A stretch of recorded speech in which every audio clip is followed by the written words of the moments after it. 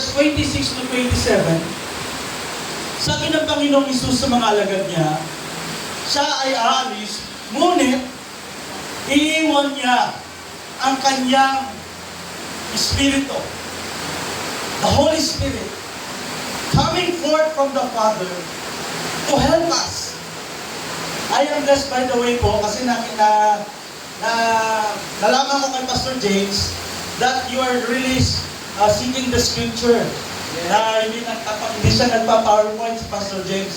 And that's very nice po. Yes. In today's generation, puro na lamang scroll, di ba? The screenshot, picture, download na lang tayo ngayon. Pero iba pa rin po talaga ang salita ng Diyos na lang natin bukatan. That's why I encourage you also to bring your Bible, your notes, your pens, and take notes. Because remember this, note taker is a history maker. Amen. Pag tayo po nawala na, yung sinulat mo may iwan pa. Mababasa yan ng kapwa-kuha natin. Makikita nila, ay, grabe pala si Lola. Hindi lang siya maganda. Believer of Christ pa. Kasi nasulat niya doon, I love you, Lord. Grabe, no? Because note taker is a history maker. So please take note every word of God, every revelation. Amen? Amen. Let me come back to the scripture. In John chapter 15, verse 26 to 27, the Lord Christ says, siya ay babalik, ngunit iiwan niya. He will send the Holy Spirit as a helper. Sabihin nga natin helper. Helper. Yan. Mga kapatid, I want you to be reminded that we have the Holy Spirit. Meron po tayong banal na spirito. Amen. Na ating, ang pangit sabihin nakatulong pero yun yung general term niya, helper. Na tumutulong sa atin lagi. Tutulong sa iyo lagi. Ano man ang iyong problema, ano man ang iyong mapagdaanan, umuulan man sa labas, there is a Holy Spirit, there is the Holy Spirit helping you throughout. Amen. Amen. Minsan hindi natin siya napapansin. Why? Hindi kasi natin siya nakikita na siya ay Espiritu.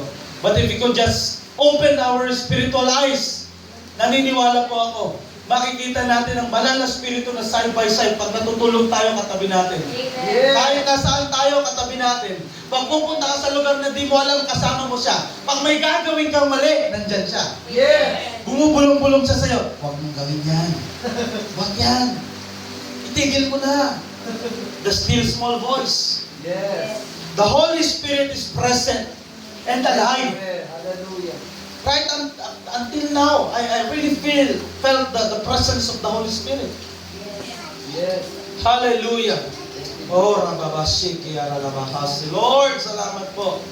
Hallelujah. Hallelujah. We have the Holy Spirit, the precious Holy Spirit. And that He is not just the power of God, He is not just the Spirit, He is not just a force, He is a person. Yes. Hallelujah. Kaya nasasaktan siya, natutuwa siya.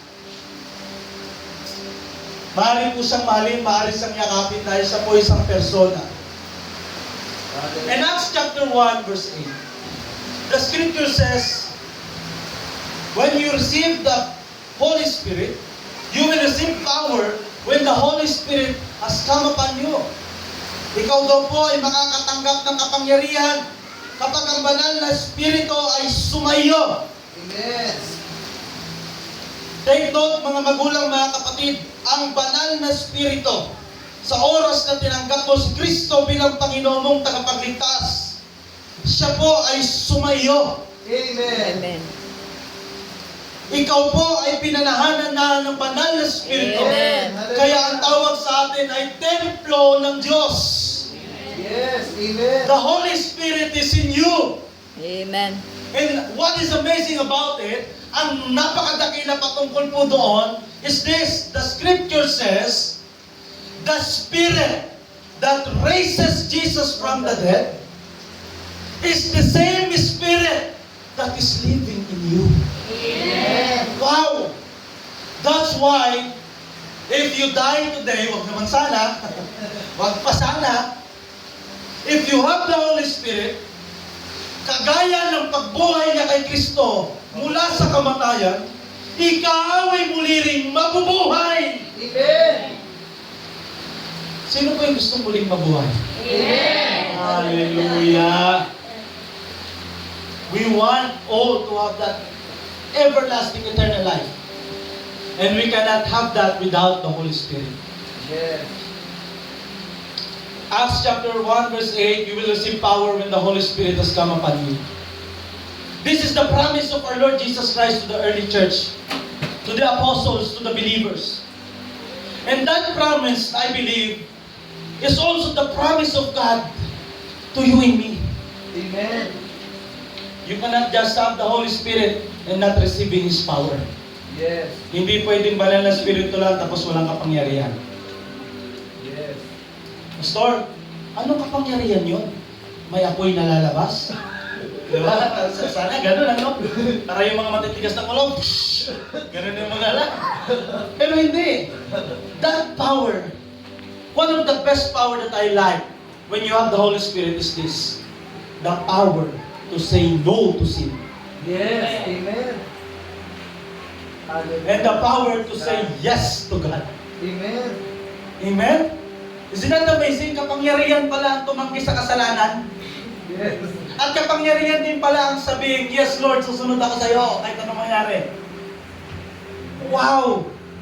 Kasi minsan ang gusto natin yung kapangyarihan na bubukay lupa, tapos nakainin yung kaaway mo. Ganun yung gusto natin kapangyarihan. We don't recognize that the power to say, Satan, go away. You have no part in my life. Yes. Amen. Wala kang karapatan sa pamilya ko. Lumayas ka, Satanas, kapangyarihan yon. Yes. Amen. Sino pang gusto nun?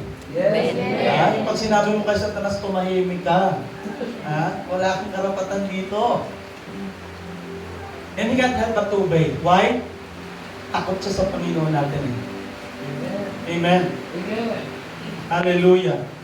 The book of James says, even the devil believes God, but the difference is, he fears God. Trembling pa nga si Satanas eh. Nanginginig pa pag narinig natin. Narinig niya si Jesus. Nanginginig siya. That's the power we can have with the Holy Spirit. Amen. You will receive power. I want us to believe that. Pakisabi nga sa katabi mo, you have the power. You have You have the power of the Holy Spirit. Yes. You have the power of the Holy Spirit. Christ says, tarry in Jerusalem. Sabi niya sa mga alagad niya, nung siya'y, we know the story, magkwento lang to ako saglit ha. Noong siya po ay pa-ascend na, papunta na sa langit, ang sabi niya sa mga alagad niya, tarry in Jerusalem. Wait for the promise of the Holy Spirit. Sabi niya, maghintay kayo sa Jerusalem, the city of peace. That's the meaning of Jerusalem. At pumunta kayo doon, mag-gather kayo. Actually, pumunta ka sila sa upper room, di ba? And then, they pray there, and they wait for the Holy Spirit. Acts chapter 2, if you will read that Acts chapter 2, makikita mo dyan po dumating yung banal na spirito in the upper room while they're praying. The apostles are praying. The believers of Jesus Christ are praying, waiting for the promise, waiting for the power to come. Hallelujah. They wait. And Acts chapter 2 stated that suddenly there was a mighty rushing wind na pumasok doon sa room, and they were all being baptized. They were all being filled by the power of the Holy Spirit. And after that, nung na-receive nila yon, you know what happened? Suddenly, sabi ng mga tao, teka, parang baliw tong mga to ah. Ang aga-aga pala, because they're speaking in tongues, in other languages. Because the initial physical evidence for that you're being baptized by the Holy Spirit is you have that speaking tongue. In the language of the Holy Spirit, that even the Satan cannot understand. But anyway, after that, sabi ng mga tao, parang baliw sila doon. Kahit umuulan, bumabagyo, pumunta sila ng church. Para silang mga baliw, sabi ng mga tao. Suddenly, apostle, si Peter, si Brad Pitt. Brad Pitt yung tawag kay brother. Si Peter po. tumayo, nag-preach ng gospel. You know what happened? 3,000 were being saved. 3,000 po agad sa isang preachingan ang naligtas. Oh Lord, grabe, Lord. I want that, Father. We need that. Yes. We need people to be saved. Because that's what our Lord wants. Ang gusto po ng Diyos, maligtas sa mga tao mula sa kamatayan, hindi lamang kamatayan physical, kundi kamatayan panghabang buhay sa impyerno. Yes. Hell is true. It is biblical. We don't want our family to go to hell. We don't want Candelaria to go to hell. Yes. That's why the battle of cry. Hallelujah. The battle cry of Kukwentuhan kami ni Pastor. Same ng battle cry. Ang battle cry namin, people must be saved. Kailangan nilang marinig ang katotohanan. Maligtas sila sa pamamagitan ni Kristo Jesus. And Peter preached, thousands are being saved. If you read, ma-amaze kayo. That's the early church. That's the beginning of church. Kaya may ganito ngayon. Because of the Holy Spirit. Yes. Hallelujah. Hallelujah. That's why Holy Spirit is so important. Alam mo, dapat po talaga na hindi naman po masama na ang laging mabanggit ang Abba Father, may turo ang Abba Father because He is God. Our Lord Jesus Christ, He is God. But parang kulang lang din kung hindi na name-mention ng Holy Spirit. Yes, that's right. Because if you will search the scripture from Genesis to Revelation, in the Old Testament, Abba Father is present. Right? Ama po ba? Si Yahweh. Ang present at that very moment, though present din naman ang banal na Spirit at ang Panginoong Jesus, but we can see that Jesus Christ, God has also a plan. Tinuro na yun ni Pastor yata sa eschatology, sa Sunday School. God has a plan. Old Testament, from Genesis to Malachi, very present ang Abba Father. Pero pagpasok po ng Matthew hanggang the Synoptic Gospel, yung Matthew, Mark, Luke, and John, ang Panginoong Isus ang very present to fulfill everything in the Old Testament. Yes, amen. Imagine niyo po, 33 years old lang ang Panginoong Isus. Bata pa rin po ang Panginoong Isus, no? Kung siya'y pinako sa krus. 30 years old po siya nag-umpisa ng ministry. At ikatlong taon, 33, ikatlong taon ng pag-ministry niya, pinako na siya sa krus. Imagine niyo po yun, bata ng Panginoong Isus. But after that ministry of our Lord Jesus Christ, sabi niya, binasa natin kanina, John chapter 15, verse 26-7, I will send you the Holy Spirit to help you. Amen. Kasi hindi pwedeng basta bababa ang Panginoong Isus ulit dito, magkakatawang lupa, para iligtas ka ulit at i-remind ka ulit. Though babalik talaga siya when the rapture comes, Hallelujah. pero sabi niya, habang hindi ako present physically, I send the Holy Spirit for you Hallelujah. to help you. Amen.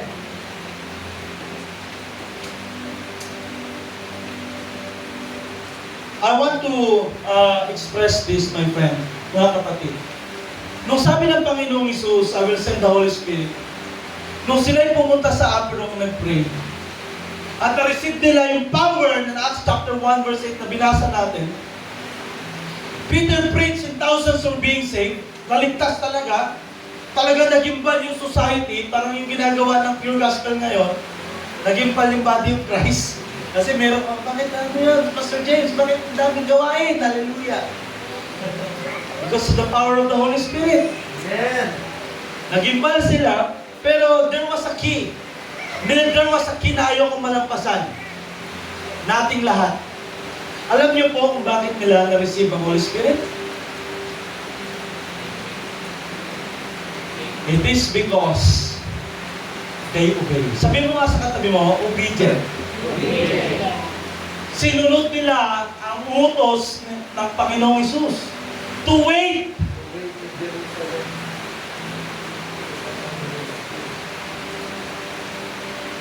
Are you willing to wait? Amen. Are you willing to wait? Amen. Willing po ba tayong hintayin niya? Amen. Alam niyo po, hindi basta naghintay lang sila. Sila po ay nag-desire. When Jesus Christ says, when the Holy Spirit has come upon you, you will receive power. If I could be there, my heart will also have this in me na I want that. I want to be filled by the Holy Spirit. I want the power of the Holy Spirit. I want the Holy Spirit. And because of that desire, kasi kung ayaw mo naman, di ka maghihintay. Tama? Yes. Pag ayaw mo isang tao, di mo hintayin eh. Right? Ba't ba tayo naghihintay, lalo sa mga lalaking naliligaw? Ba't kayo naghihintay? Kasi gusto mo yung babae na yun. Ba't mo hinihintay yung anak mo? Kasi mahal mo yung anak mo. Ba't mo hinihintay? Kasi mahalaga siya sa'yo. Amen. They wait because of that. Yes. They understand that they need the Holy Spirit. Yes. Amen. My friend, kung gusto mo magpatuloy powerfully, wait for the Holy Spirit to come upon your life. Desire it. Yes. Actually, meron ako laging sinasabi, don't wait for it, make it. Huwag mong hintayin, salubungin mo na lang. Mas madali, anak. I pray in the name of Jesus that each of every one of us will desire to have the power of the Holy Spirit, to have the Holy Spirit Himself, so that we can be used powerfully. In the name of Jesus. Can I see the hands that